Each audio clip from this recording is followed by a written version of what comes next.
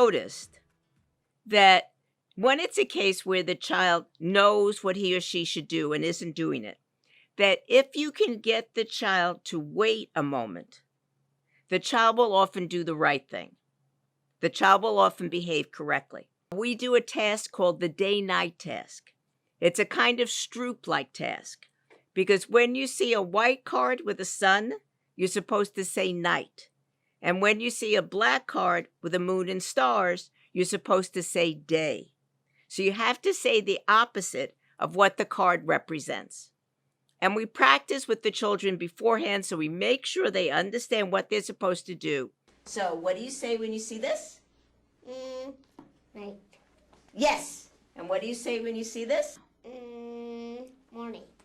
But in the course of going over several trials of this, young children will often revert to saying what the cards really represent. Night. Morning. Night. Night. Morning. But we noticed that when the children took their time, they always got the answer right. And if you compare children, those children who took their time were much more likely to get the answer right than the children who answered right away. So within child, on the trials where a child took his or her time, the child did better. And between children, the children who did better took more time to get the answer out. So I said, no problem. All the children can succeed at this. All I need to do is get them to wait before they answer. The only problem is asking or telling a 3-year-old or a 4-year-old to wait doesn't compute. It doesn't mean anything. It has no effect. So we had to find some way to get the child to wait. So what we came up with was singing a little ditty to the child. I'm going to sing a little ditty after I show you the card. And I don't want you to answer till after I'm finished singing, okay? Can we try that? Okay. So, think about the answer, don't tell me. Now can you tell me? What do you say? Morning. Think about the answer, don't tell me. Now what do you say? Night. In the first study, we said, think about the answer, don't tell me. So you show the card, that's a sun or a moon, and then you sing that, and then the child can respond. Then people said, well, maybe we were reminding children of the rules. So we did a second study where we said, we showed the card, and then we said, I hope you have a nice time. I like you.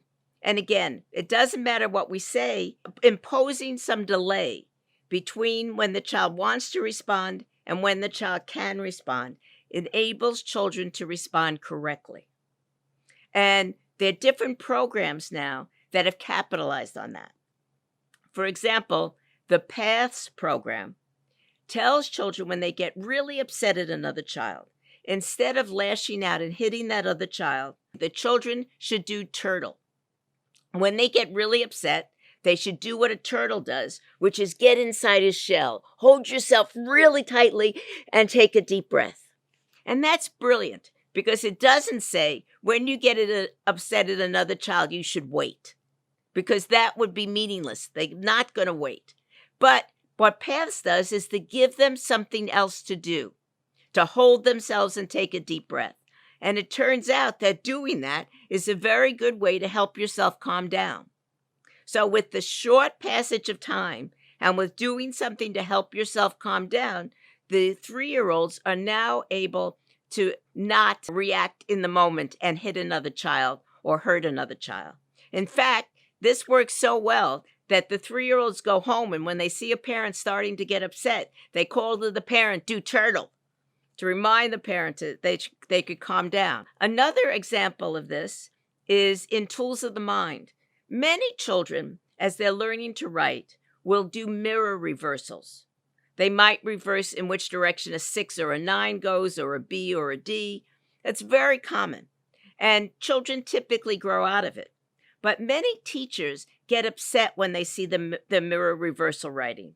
And they may tell the child to write the letter or the number 100 times, or take off credit in the math problem because they reverse their numerals. In Tools of the Mind, they don't make a big deal about it at all. They don't say, I'm going to take off credit or how terrible. All they say is, let's say you're reversing your sixes. All they do is say, today, when you're doing your math, whenever you have to write a 6, put down your pencil and pick up a red pencil. Write the 6 in red. That's all they say. And after a day or two of this, there's no more mirror reversal writing. Why? Because they had the child do something which took time between when they wanted to write the 6 and when they actually did. And with the passage of time, the prepotent response to write it in the reversed way has time to subside, and the correct response to write it in the correct orientation has time to reach response threshold.